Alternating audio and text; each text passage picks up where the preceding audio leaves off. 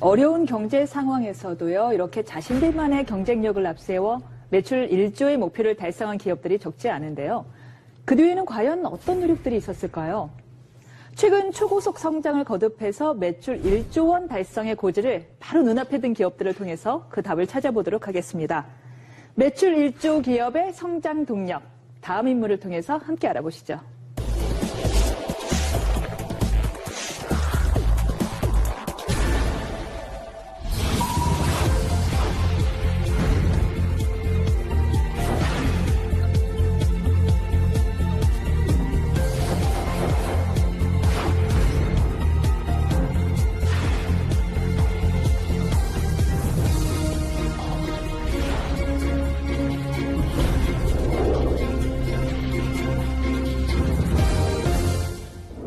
네, 창립 8년 만에 매출 1조 원에 육박한 기업입니다. 조금 이 생소한 이름일 수 있는데 바로 애터미. 애터미의 박한길 회장이 첫 손에 꼽혔는데요. 어떤 기업인지 좀 모르는 사람이 많을 것 같습니다. 아메이는 많이 들어보셨죠? 그렇죠. 국내 1위 다단계 업체. 애터미는 그 뒤를 맹추격하고 있는 국내 2위 다단계 업체입니다. 2위예요. 상당히 큰 업체라고 네. 볼 수 있는데 네. 20년 가까이 월급쟁이 생활을 하던 박한길 회장이 우연히 호주에 출장을 갔었다고 합니다.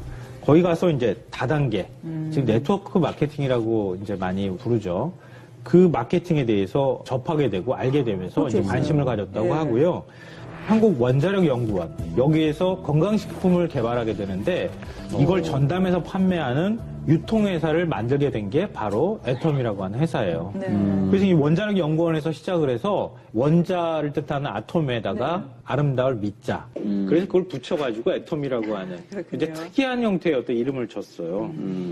네, 애터미가요. 그 처음에 이제 말씀하신 것처럼 건강기능식품을 유통시키는 유통대행업으로 출발했는데 다이어트 보조제, 건강기능식품, 화장품 이런 게 대부분 이제 다단계 회사들이 하는 제품군이잖아요. 거기 외에 심지어는 이제 김치, 고등어, 멸치, 만두, 국물용 다시마 팩, 뭐 이런 것들까지 같이 판매해서 다양한 제품군이 있답니다.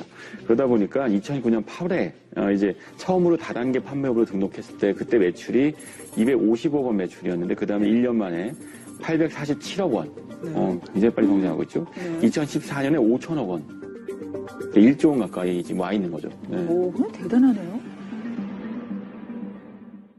물론 우리가 이제 방문 판매 등의 법률에 따라서 양성화되긴 했지만 네. 아직까지도 다단계 기업이다라고 하면은 뭔가 이렇게 조금 삐딱한 시선이 존재가 하거든요. 피해자들도 자꾸 떠오르게 되고요. 조이팔 사건 때문에 아마 더 그런. 그게 가장 대표적이죠. 단군 이래 뭐 네. 최대 사기 사건이다 이런 표현까지 하기 때문에 다단계에 대해서 좀 우리가 색안경을 끼고 바라볼 수밖에 없는 게 현실입니다. 그건 뭐 인정할 수밖에 없고요.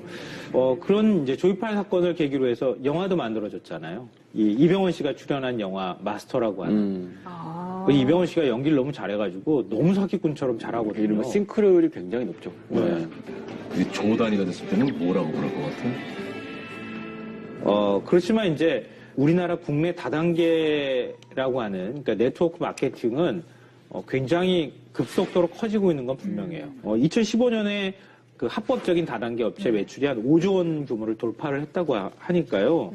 국민 한 6명에서 7명 중에 1명은 다단계 판매업에 종사하고 있다. 이렇게 해도 과언이 아니에요. 국가 경제의 한 축을 담당하고 있기는 한 거네요. 네, 그렇죠. 네. 불법 다단계하고 사실은 분리해서 우리가 좀 생각을 할 필요가 있어요. 네. 그러니까 오히려 합법적인 다단계 업체가 불법 다단계로 인해서 너무 인식이 나빠지면서 피해를 보고 있다고 해도 과언이 아니죠. 보통은 유통 과정이 복잡하죠. 제조하면 도매상 거쳐서 소매상 거친 다음 소비자까지 오고 유통 과정에서 유통 마진이 붙고 그래서 최종 소비자한테는 제조사보다는 이제 마진율이 뭐 많게는 50%, 80%까지 붙게 되죠. 그 과정이 유통에서 나타나게 되는데 그 대신에 이제 네트워크 마케팅은 제조사가 직접 소비자한테 물건을 판매하도록 이제 유도하는 거죠.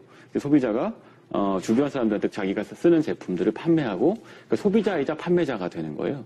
그래서 이제 확산성이 굉장히 큰데 유통 과정이 짧아지게 되는 대신에 뭐 이 영화 보니까 재밌더라 또는 뭐 이 보험 상품 좋더라 뭐 이런 얘기들을 하면서 우리가 그런 가입을 하거나 영화를 보거나 제품 산 경험들이 있으시다면 금방 이해하실 수 있을 겁니다. 이로 인해서 좋지도 않은 물건을 강매하고 뭐 이런 부작용이 생겨서 그동안 불법과 합법이 조금 경계가 모호했다.